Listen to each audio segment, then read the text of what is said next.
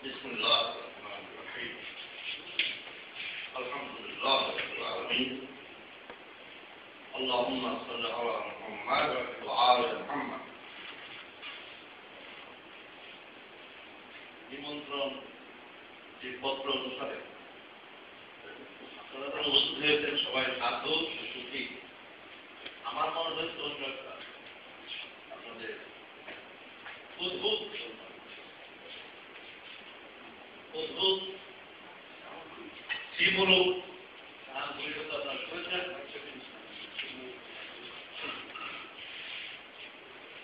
আপনারা এতক্ষণ এই ধরনের একটা সিরিয়াস বক্তব্যে যারা উপস্থিত হয়েছে তাদেরকে আমার কাছে মনে হলো সবাই শ্রীমূলক হয়তো অনেকেই এই নামের সাথে অপরিচিত হতে পারেন, তো অনেকেই জানেন শেখ ফরিদউদ্দিন আখতার নিশাপুরী। ওনার একটা গ্রন্থ আছে মাতৃ পাখিদের ভাষা। যে পাখিরা সব বুদ্বুদেরা শ্রীগুরুকে সন্ধানে যাবে, শ্রীগুরুকে সেই কামেল ইনসানের কামেল সেই গুরু সাহিত্যের সন্ধানে। তো আমার মনে হয় আপনারা যারা এখানে উপস্থিত হয়েছেন সবাই বুদ্বুদ এবং শ্রীগুরুকে সেই ছাপ। আপনাদের সবাইকে সালাম, আসসালামু আলাইকুম ওয়া রাহমাতুল্লাহ। আসলে এখানে আমি প্রথম এসে একটা প্রশ্ন দেখলাম এবং এটা যে কোনো কারণে আমার সাথে যোগাযোগের একটা অভাব ঘটেছিল। আমি দুপুরে বৃষ্টিতে ভিজে এক জায়গায় যাচ্ছিলাম, পরে ভিজে করে চলে গেলাম। এরপরে দেখা থেকে টেলিফোন জবাব দিলাম। এরপরে একটা বই যার নাম উচ্চারিত হয়েছে লেখক হযরত ইমাম মুমিন রাহমাতুল্লাহ আলাইহি সূরা তাফসীরে সূরা ফাতিহা তাফসীরে সূরা ফাতিহা একটা তাফসীরে ওনার বক্তব্য ছিল কিছু লিখিত, সেটা নিয়ে একটা সংকলিত গ্রন্থ ফার্সি ভাষায়। ওইটা পড়তেছিলাম, পড়তে পড়তে ঘুমেছে চোখাতে বসে। এমন সময় টেলিফোন করা অধ্যাপক আনিসুজ্জামান, যাকে আপনারা সবাই চেনেন, উপমহাদেশ বিশ্বের অনেকেই জানেন। ওনার টেলিফোন প্রিয়ার প্রথম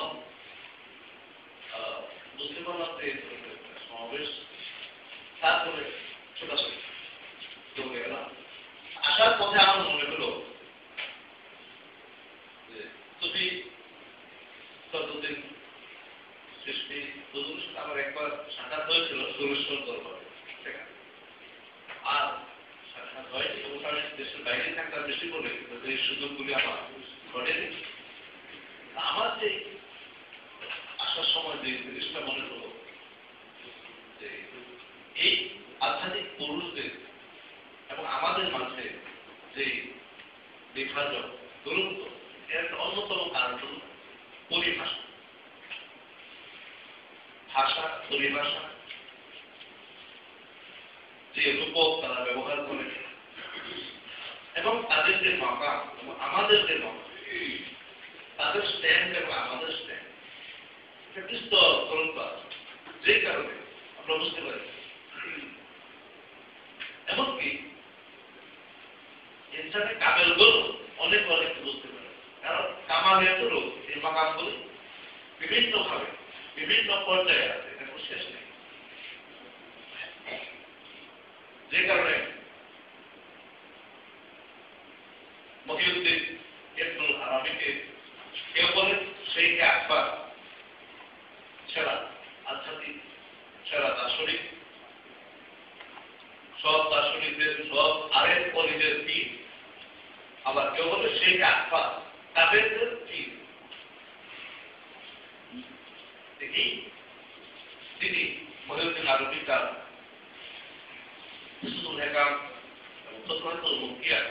যে ভাষায় কথা বলেছে, যে পরিভাষা ব্যবহার করেছে, এগুলির বোঝার ক্ষমতা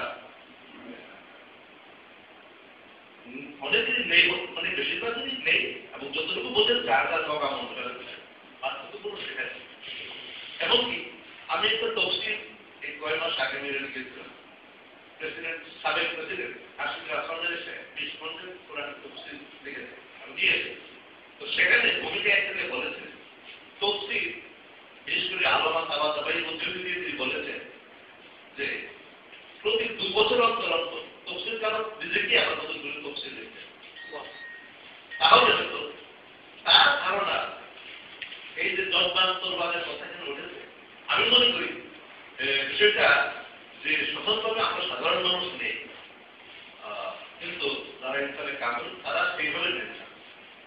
বিশেষ করে মোল্লা সদরুল সিরাজি আমাদের আনিসুজ্জামান তিনি তার সমস্ত রাখেন এবং মহিউদ্দিন আরবে তিনি ব্যাখ্যা করেছেন, সুন্দরভাবে তুলে ধরেছেন। মোল্লা ছাত্রা সংক্ষেপে বলা হয় এবং বর্তমান ইরানে যারা বড় বড় দার্শনিক আরেক বলি তারা সবাই ওনার দর্শনের অনুসারী। সেই মোল্লা ছাত্রা তিনি তার একটা একমাত্র মোতাআদিয়াতুল আকলিয়া উচ্চতম ঐশিক দর্শন প্রজ্ঞা, তার যে দর্শন চিন্তা, সেখানে একটা বঙ্গিতে হলো সম্পদে জৌহারি মৌলিক পরিবর্তন, এমনকি রুহেরও পরিবর্তন করতে থাকে। তো সেই ব্যাখ্যাগুলো যদি আমরা নেই, আমাদের এই যে দেহের পরিবর্তন প্রতি সেলগুলো, আমাদের যে দেহের ভিতরে সেল আছে প্রতি বিজ্ঞান বলে 7 থেকে 10 বছরের ভিতরে টোটালি ব্রেনের সেলগুলিও চেঞ্জ হয়ে যাবে। তাহলে আমরা তো আমাদের 50-60 বছর বয়স 10-12 বার বদল হয়েছে, আমরা নেই, তো তারপর আমরা বলি আমি একটা আইডেন্টিটি আমার আছে। আবার এই আমিটা যে ডেভেলপমেন্ট হয়েছে সে আগেকার নেই, সে এক এক সার্টিফিকেট দিয়েছি বা এক একটা অভিজ্ঞতা অর্জন করেছি, তাতে করে নতুন নতুন জন্ম আমার হয়েছে। এই আমির ভিতরে আমি আমার জন্ম ঘটে। আর এই সবই বিশেষ আমি ইমাম তমিনের এই গ্রন্থতে এবং মহিউদ্দিন আরবি অন্যদেরও যা দেখতে পাচ্ছি, আসলে সবই আরেক জিনিসের খেলা।